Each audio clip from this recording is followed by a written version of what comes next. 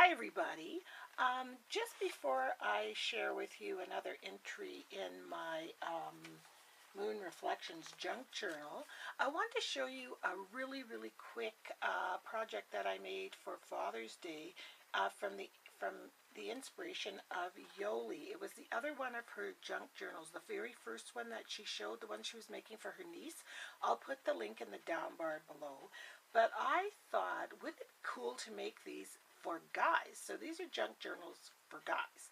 And so I just sat and whipped all these four up, and then I'll show you what I did. So this one's for my husband, and I took Scrabble letters and put his initials on, and I left it really plain, no flowers, no frills, nothing.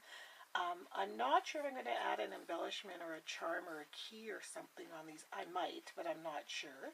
But I want them to be able, again, to just take this with them and shove it in whatever, their desk, their car, so they can make lists and not forget. So this one's my husband's, and this one is for my son-in-law. So those are his initials there. This is for my youngest son, and this one's for my oldest son. For my husband and this son, I couldn't find, and his middle initials J, and I couldn't find another J in the Scrabble, so I just put his first and last name, which is just as nice on the black. And this paper I had, if you can see it, it's kind of corrugated. I have no idea where I got it from. And then on the back side, I just put printed paper and inked it all around. So I'll quickly go through this one just so you can have a look and see what it's like inside. So again, I just filled it up with paper. I used watercolor pad for all these sheets here, these larger sheets. This is just a tea stain index card, just the way Yolie had done them. And then I stamped a date, things to do. And on these 5x7 sheets, this was a full size 8.5 by 11 watercolor pad. And I soaked it in the sink with a little bit of Adirondack dye and some tea.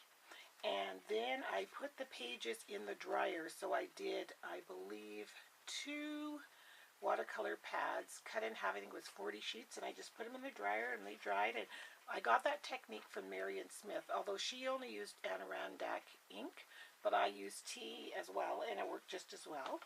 And then they dry until they get all crinkly. Everything is distressed with, actually it's Craft Stampin' Up! Black ink. That's what I used for this. And so I had some stamps, like stickers of stamps and tickets. It says my story. This here, this sheet of cardboard, was liners in a jelly jar box. And so I had saved them. And then I used my bind it all to bind the books. And again, just a sheet of cardboard. It's very rustic. The odd stickers, pages from a graphic book today. This one was that leftover from that little baby girl kit, the ruler part. This was from some packaging of a calendar kit that I got. This is a coffee filter, and I put my story, and they can tuck receipts or whatever inside, and so on and so forth. This is an envelope, and then I got these really cool, they're called book darts. I don't know if you can see.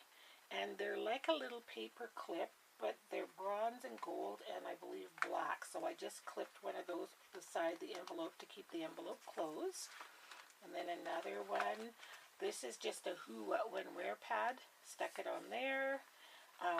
This particular son really likes music, so I put a piece of music paper, like blank paper in there. And this was borders from, I'm just going to get the paper pack and tell you what paper pack it was. Hold on. I used a lot of paper from the Paris Nights paper collection by GCD Studios, and it had, inside of here, they've got some really cool die cuts that are like for notes, and on the back side of some of the more feminine paper, I might have used it all, but there was a lot of lined, oh there you can see right here, a lot of lined sheets, which is on the back side of that sheet. So I used a lot of this. Love this pad. I got this from Roxy Fur. And so there's a little piece of that paper there with a stamp. And this is a page just from a math workbook. So it's got numbers on it. And again, the same old thing. This is a map, things to do. This is from a little book. It just said quotations on the top there. So both sides, just some plain lined paper, couple of sheets, and it just goes on like that. And I thought, now don't these make great Father's Day presents? This was just a file folder. It had the word licenses, so I just left it. And this is what, where, when, and why on the side of a lunch bag, which just has a little journaling spot inside with a tab made from a label. And it just goes on like so, and it ends, each one of them has an envelope at the end, and then one of those journaling spots, and then the back paper is from that Paris Nights. So that's how they turned out. In the front of each one of them, I just put a little quote sticker that I had here. This one's just on friendship, and each one of them are different. So I thought those are great Father's Day gifts. No fuss, no muss, no frill, but still the junk journals. So again, Yolie, thank you so much for the inspiration for these. I think they're going to be great. And I spent $0 on 4 presents. Well, that's just super. Just a little bit of my time and some ink. And I've got 4 great Father's Day gifts. Now I'm going to go on and do my journal entry for today. So last journal entry I did was this one, but I just want to show you some of the things that you can do with your journal. I put my name tag from that purple party I was at. And then on this page, instead of journaling, I stuck an envelope. I got a thank you card from a friend. These are ticket stubs to my grandson's hip-hop concert. And this is a picture he drew outside while I was painting a sign. He drew that, so I just glued in there because that's what we did that day. And then on this day here, I was outside and I picked some petals from my roses. They smelled so pretty, so I just glued them in. And then this was a name tag from another dinner we were just at the other night. So, you know, you can just fill these things with all kinds of stuff. So today my entry is going to be on this page here. And you know, this quote that I'm going to use is something that I just told a dear friend about that I sometimes refer back to. I heard it on, actually Diana Ross. Oprah was asking her, she was on her show, and she was asking her if she ever had an aha moment. So Diana Ross basically said, yes, she did have an aha moment. Her aha moment was she was dealing with a crisis, like a family crisis. I'm not sure if it was a health thing or whatever, and she was quite afraid of what the outcome would be. And in that moment she realized, you know, all these years I've had faith. I've gone to church, I've prayed, and I've had a lot of faith. So why is it in a crisis that I choose fear instead of faith? And so from that moment on, she thought, I'm going to choose faith and trust that all the things that I've been asking for will be answered. And I think we should all do more of that.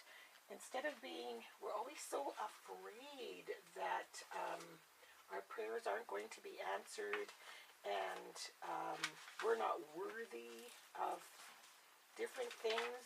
So my quote and my page is just a reminder. When I was telling my friend that, I thought of it myself.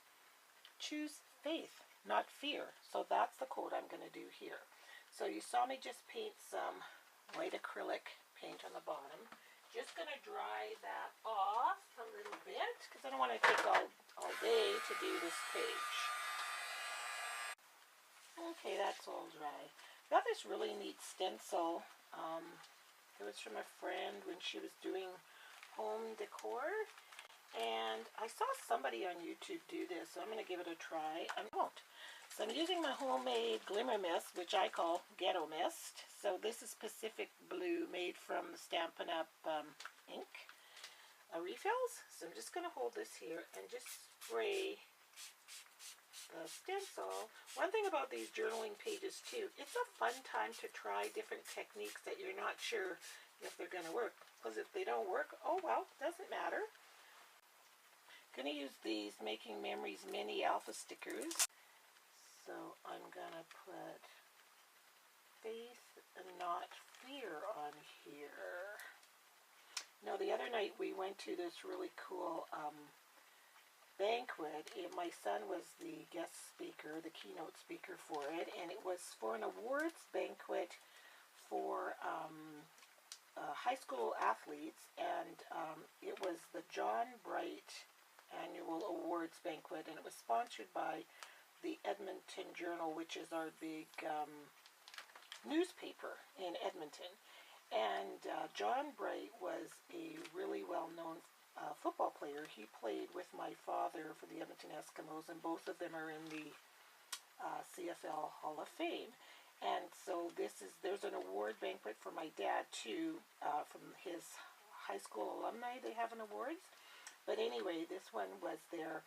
And I have always been, when you've had a parent that's kind of been a celebrity, sometimes you want to be just known for yourself and not be the daughter of, oh, she's Rolly Ma's daughter, oh, she's Rolly Ma's daughter. And so for years, not that it bugged me, because I was very proud of my dad, but I also wanted to have my own identity.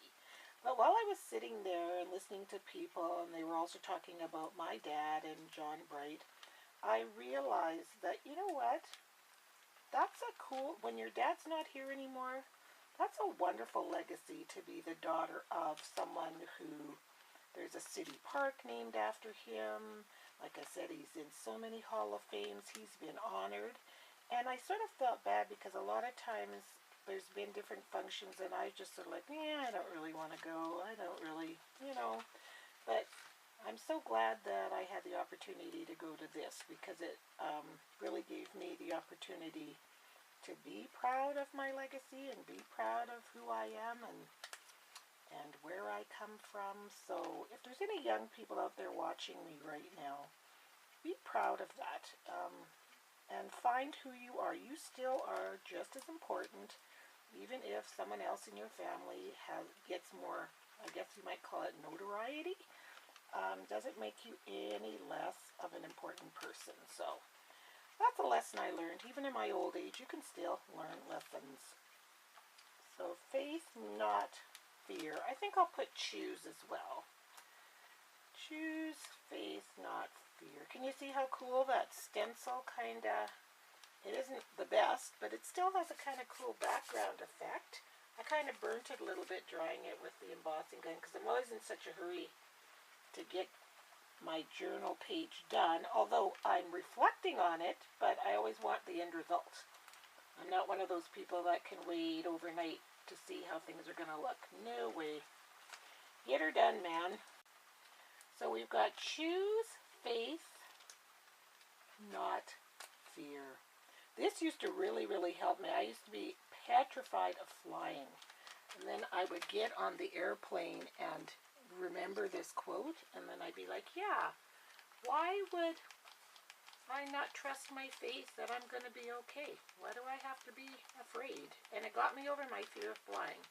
What I'm doing right now is I find when I use stickers, especially alpha ones, they don't stay down, but if you burnish them with the back of your bone folder, it really, really, really helps. There. So I just took some metal letters that spelled out the word believe, glued them down with my glue gun. Then I found this really beautiful, the Serenity Prayer, but it was in my Aunt Dorothy's old stuff. So I'm just going to adhere it on the side in the corner there so I can still look back on that. So there's my page. There's a Serenity Prayer. God grant me the serenity to accept the things I cannot change, the courage to change the things I can, and the wisdom to know the difference. Choose faith, not fear, and believe. So if you're going through some stress right now, try not to be afraid and trust in your faith. And for all of you that are going through a hard time, I'll add you to my prayers, and I hope things get better soon. One last thing I wanted to tell you, on my ribbon bindings thing, I got this little charm, Lucky and Faith. It was on my husband and mine little chocolate packs that we got at Peggy's Purple Party. And this one, when I was looking for the word believe, I found this one, and it says, no act of kindness, no matter how small, is ever wasted, and it's by Aesop. So I'm going to tie that on there. So I'm starting to add danglies to my book. This book's probably going to weigh 500 pounds when I'm done. But I still love it. So thanks again, Yolie, for inspiring me for my Father's Day junk journals. And we'll see y'all next time. I hope you have a great weekend. Bye-bye.